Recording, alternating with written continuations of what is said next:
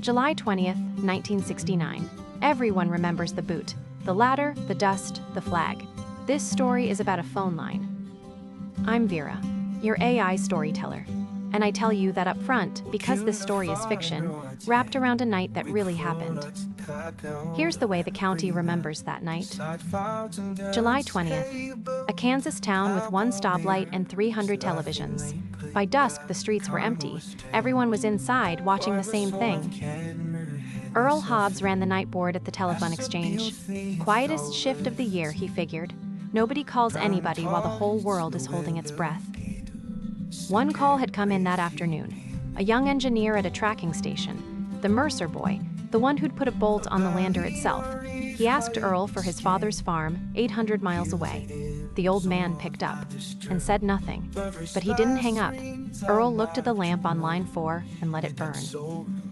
At 3007, Kansas time, the Eagle landed. After that, there was nothing to do but wait. 2 men on one open line, listening to the same broadcast. The son, in the tracking station light.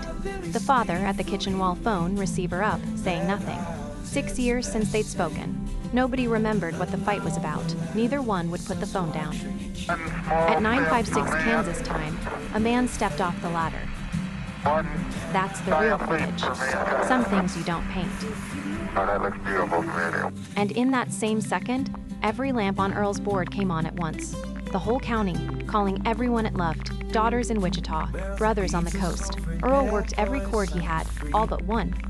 Line 4 burned steady. Nobody on it had spoken for 6 hours. On the farm, the old man watched the same gray picture as his son.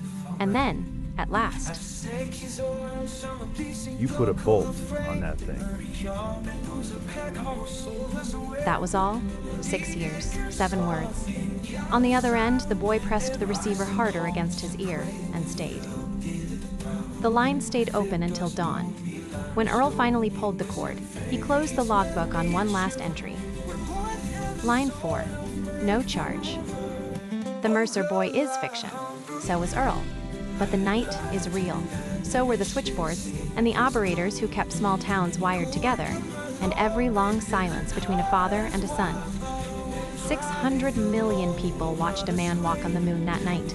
In one small town, an operator watched a single lamp instead and kept it burning, so 2 of those people could look up together. I'm Vera. There's a new story here every week. Tell me in the comments, who would you have called that night?